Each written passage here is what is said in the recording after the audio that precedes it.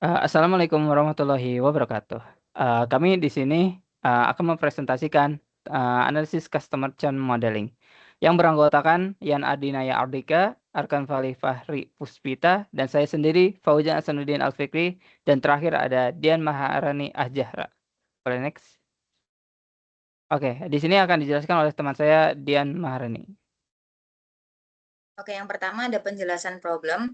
Kami menggunakan dataset telco customer churn dari Kaggle yang mencangkup profil 7.043 pelanggan dengan 21 atribut.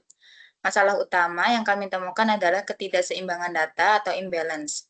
Jadi hanya ada sekitar 27 pelanggan yang churn dan sisanya itu 73% bertahan.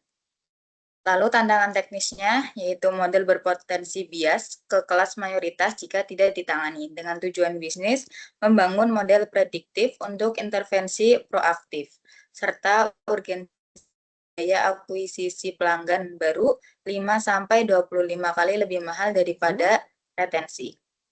Lalu metode yang digunakan adalah algoritma Cadboost Classifier atau gradient boosting berbasis pohon keputusan dengan pipeline kerja. Yang pertama ada data cleaning, tipe data dan handling missing value.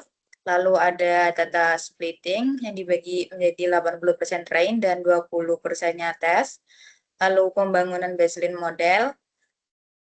Lalu ada hyperparameter tuning dan ada evaluasi, yaitu mencari matriks recall, precision, F1 score, dan ROC AUC.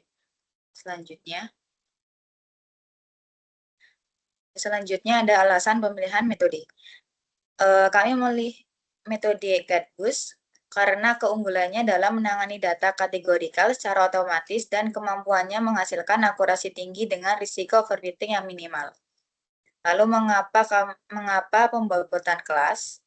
Karena fitur balance class weight digunakan untuk menyeimbangkan perhatian model terhadap kelas minoritas agar mampu mendeteksi pelanggan yang churn secara lebih akurat. Lalu mengapa dibandingkan baseline dan tuning? Karena perbandingan ini dilakukan untuk memvalidasi efektivitas optimasi parameter dalam meningkatkan performa model dibandingkan dengan pengaturan standar awal. Oke, yang pertama kita melakukan eksplorasi data analis. Ada ketidakseimbangan data atau target distribution. Jadi dataset menunjukkan dominasi pelanggan yang bertahan sebesar 73,5, sementara pelanggan yang churn hanya sebesar 26,5%, sehingga diperlukan strategi pembobotan kelas pada model agar tidak bias. Selanjutnya ada analisa demografi dengan churn rate. Di sini ada 4 grafik.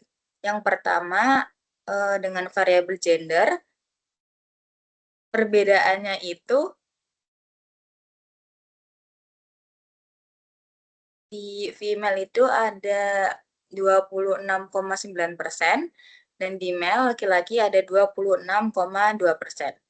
Lalu senior citizen yang nilainya 0 ada 23,6% dan yang 1 ada 41,7%.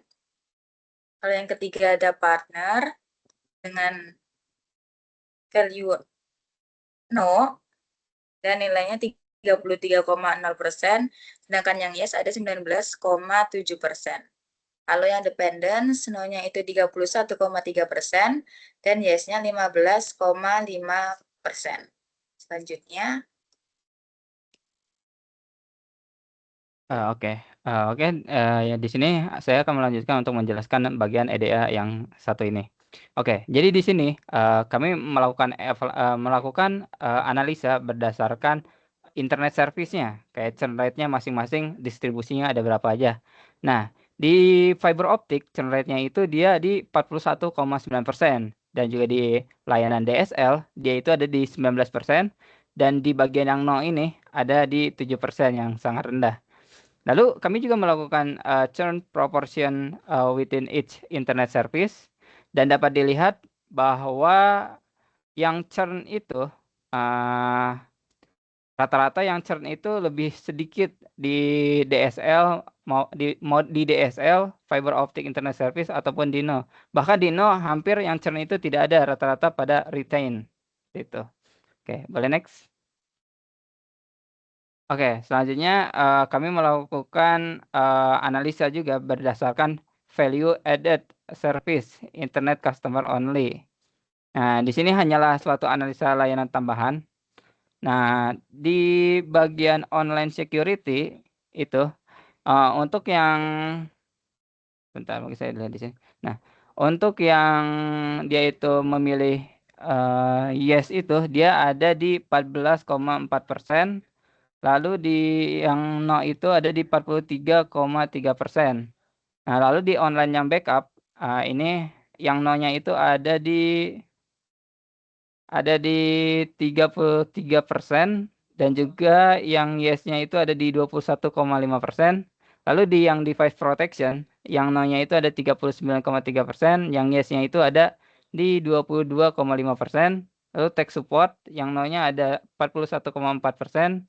Yang yes-nya itu ada 15,2%. Lalu yang di streaming TV, yang no-nya itu ada 33,5%. Lalu yang yes-nya itu ada 30,3%. Lalu yang streaming movie, yang no-nya ada 33,7%. Yang yes-nya ada di 29,9%. Jadi kesimpulannya itu, di sini yang no itu dia distribusinya lebih tinggi dibandingkan yang yes. Mau itu di semua fitur online security, online backup, device protection, tech support, dan lain sebagainya. Oke, boleh next. Oke, nah di sini kami melakukan analisa juga berdasarkan tensor distribusinya yang dapat dilihat seperti ini. Lalu kami juga melakukan analisa berdasarkan tenor grupnya yang dapat dilihat seperti ini. Lalu juga kami juga melakukan box plot, visualisasi box plot yang seperti ini. Boleh di next. Nah, lalu selanjutnya kami juga melakukan analisa berdasarkan kontrak tipenya, tipe kontraknya. Di sini ada month to month yang dia ininya tuh di 42,7%. Lalu ada juga yang kayak 1 tahun dia ada di 11,3%. Lalu ada juga yang 2 tahun dia itu di 2,8%. Yang mana dapat dilihat kayak yang untuk yang dia dia yang churn-nya itu dia itu untuk untuk yang dia berlangganan bulan ke bulan itu dia lebih tinggi dibandingkan yang lama. Seperti itu. Nah, lalu ini juga ada analisa tambahan lain yang seperti monthly charge-nya dan juga ada payment method-nya. Seperti itu yang dapat dilihat pada visualisasi ini. Boleh next. Nah, oke. Nah, selanjutnya kami juga melakukan yang namanya itu korelasi fitur atau sebutannya matriks korelasi untuk mengecek seberapa berpengaruhnya suatu fitur. Nah, dapat dilihat korelasi matriksnya seperti ini. Yang dapat dilihat bahwa yang tinggi itu ada di churn bin. Oh, di yang total charge yang dia tinggi 0,83 dan juga di tadi yang mana ya? Ya, yang dapat dilihat seperti ini deh. Lakukan pengecekan outlier berdasarkan IQR method yang dapat dilihat hasilnya seperti ini. Yang mana pada kesimpulannya sudah tidak ada outlier atau nol.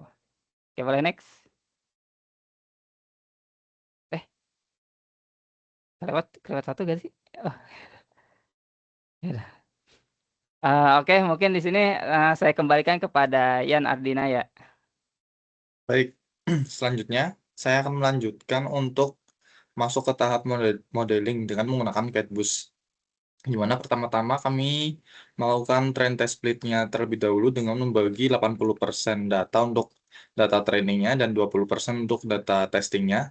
Dan kami juga melakukan stratified split untuk tetap memastikan distribusi kelas churn tetap konsisten dan seimbang pada data training dan data testnya. Lanjut. Nah, di sini kami mendapatkan untuk baseline modelnya sebelum di-tuning dengan F1 score-nya 0,76.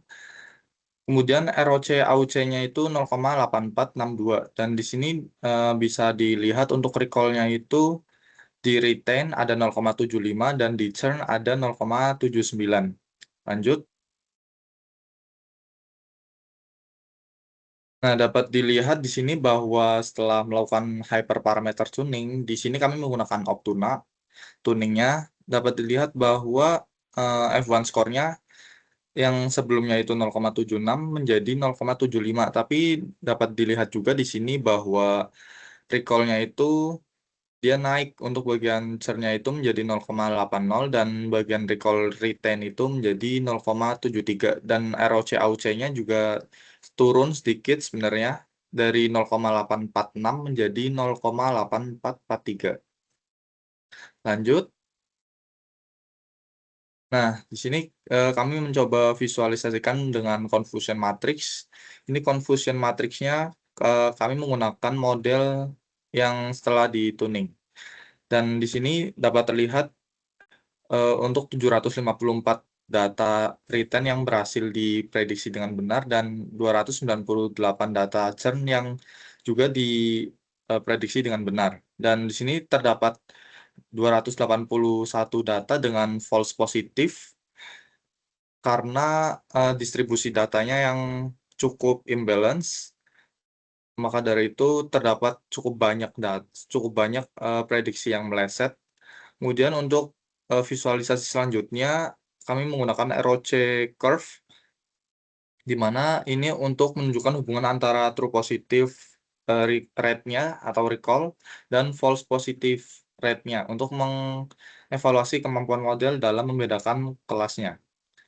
Untuk model baseline dengan AUC 0,846 maupun setelah di-tune dengan AUC 0,844 memiliki performa yang excellent karena nilai AUC-nya sudah berada di atas 0,80. Jadi baseline maupun setelah di-tuning sebenarnya tidak jauh berbeda. Lanjut, akan dilanjutkan oleh Arkan Pali.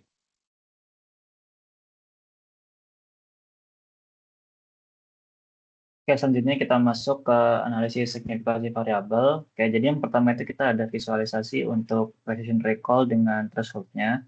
Nah, jadi itu fungsi untuk memvisualisasikan terkait hubungan antar prediksi ketepatannya itu precision dengan jangkauan deteksinya atau nilai recall-nya terhadap ambang batas keputusan.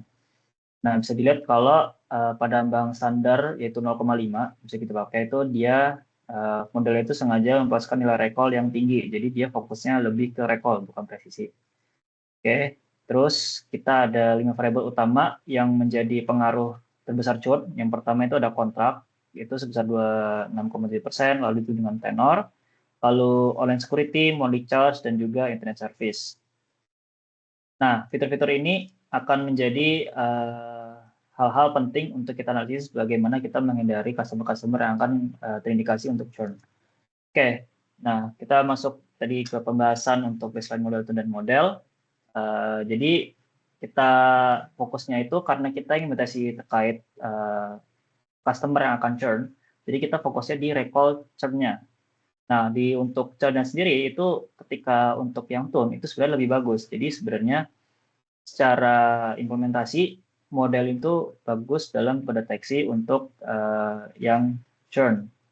Nah, namun untuk presisi dan ROC-nya itu dengan keturunan karena dari model CatBoost sendiri itu sudah baik, tapi kita lakukan optimasi dengan Optuna, ternyata itu membuat overfitting. Jadi ketika kita emang menentukan di awal, ternyata ditemukan bahwa Optuna itu sebenarnya tidak diperlukan dalam case ini karena membuat overfitting, namun bisa diimplementasikan sedikit untuk meningkatkan recall ketika kita ingin memaksa untuk deteksi kepada customer yang akan melakukan churn.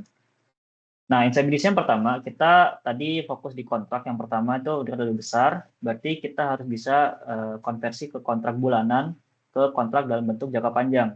Karena tadi bisa kita lihat bahwa untuk monthly charge itu dia persentase churn-nya itu sangat tinggi, ya.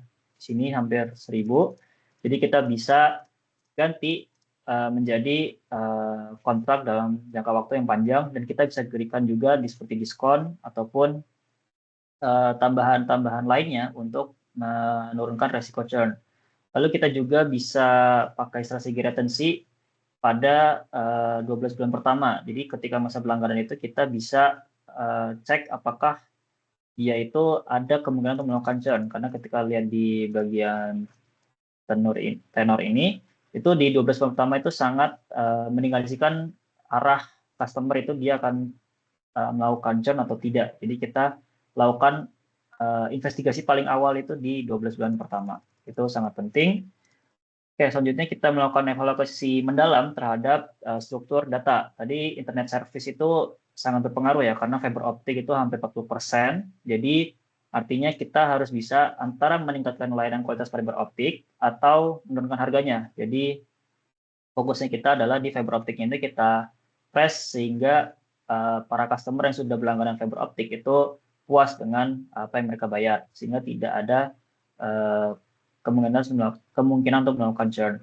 Lalu kita juga bisa untuk bundling layanan keamanan, karena tadi online security dan tech support itu juga termasuk ke matriks ke dalam elemen yang berpotensi untuk berpengaruh kepada churn, maka kita bisa lakukan bundling, karena ini merupakan layanan tambahan, kita bisa masukkan ke dalam bundling, masuk ke diskon khusus juga di kontrak. Jadi online security dan tech support kita berikan sebagai layanan tambahan, layanan khusus instrumen untuk agar pelanggan itu lebih loyal. Dan terakhir adalah kita bisa mengalokasikan anggaran di mana pemasaran itu kita lakukan untuk lebih aktif ke dalam pelanggan dengan biaya monthly charge. Jadi kita bisa lebih mengurangi biaya pelanggan-pelanggan yang melakukan monthly charge, lalu kita bisa atur mereka untuk lebih fokus ke kontrak jangka panjang. Oke, jadi kesimpulannya adalah yang pertama itu faktor jenis kontrak dan masa pelanggaran itu sangat-sangat mempengaruhi, karena itu adalah persentase yang paling besar. Jadi kontrak itu sangat berpengaruh ke pemilihan customer apakah mereka akan berhenti atau akan lanjut. Lalu juga algoritma get push itu ternyata cukup efektif, bahkan di baseline sendiri pun itu sudah cukup bagus, hampir 80%. Namun ketika kita lakukan beberapa parameter itu ternyata ada overfitting di precision, namun untuk recall sendiri itu ada peningkatan. Jadi kita bisa mempertimbangkan untuk kedepannya apakah fokusnya ke arah mana. Dan juga transformasi strategi manajemen reaktif itu menjadi yang awalnya reaktif itu menjadi proaktif, itu juga kita basiskan dari resiko model itu dapat secara signifikan menurunkan biaya operasional dan juga meningkatkan penghasilan ke perusahaan dalam rangka yang cukup panjang.